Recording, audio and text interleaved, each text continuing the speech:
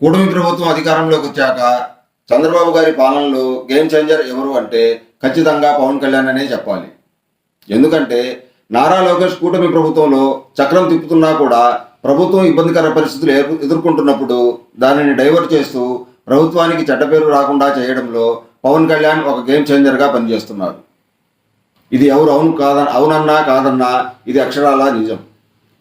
కూటమి ప్రభుత్వం అధికారంలోకి రావడానికి కూడా ఒక ముఖ్య కారణం పవన్ కళ్యాణే.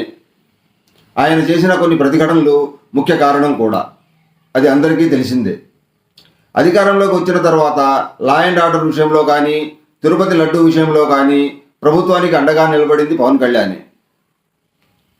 నిన్న తిరుపతిలో జరిగిన తొక్కిసలాట ఘటనలో 6 చనిపోయిన ఘటనలో కూడా ప్రభుత్వాన్ని నిలదీసి మా వల్లే తప్పు జరిగింది, దానికి నేను ప్రభుత్వం తరఫున క్షమాపణలు చెబుతున్నాను అని చెప్పడమే కాకుండా నాతో పాటుగా టీటీడీ పాలక మండలి సభ్యులు, టీటీడీ చైర్మన్తో సహా క్షమాపణలు చెప్పాల్సిందే అని చెప్పి వారితో క్షమాపణలు చెప్పించడం చూస్తే ఇందులో కూడా పవన్ కళ్యాణే గేమ్ చేంజర్ అనిపిస్తారు.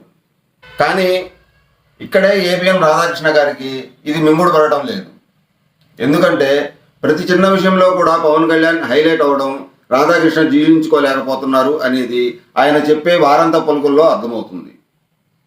కూటమి ప్రభుత్వంలో ఉన్న 3 పార్టీలలో ముఖ్యంగా జనసేన, టీడీపీ పార్టీల మధ్య ఉన్న సమన్వయాన్ని ప్రతిపక్షాలు చెడగొడతాయి అని అందరూ అనుకుంటుంటే, కానీ ఇక్కడ ఆ పని రాధాకృష్ణ గారు చేస్తున్నట్లు అనిపిస్తుంది.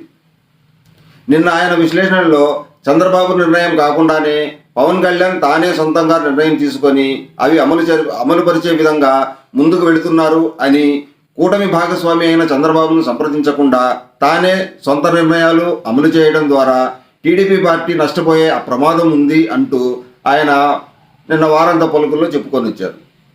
అంటే ఆయన జనసేన ఎదుగుదలను జీర్ణించుకోలేకపోతున్నారా అనిపిస్తుంది. ఏది ఏమైనా పవన్ కళ్యాణ్ గారు ముందు చూపు ఆలోచనలతో చాలా జాగ్రత్తగా ముందుకు అడుగులు వేస్తున్నారు అనిపిస్తుంది. ముందు పవన్ కళ్యాణ్ గారి నిర్ణయాలు ఎలా ఉంటాయో చూద్దాం. మరి ఈ వీడియో నచ్చితే లైక్ చేయండి, షేర్ చేయండి, సబ్స్క్రైబ్ చేసుకోండి.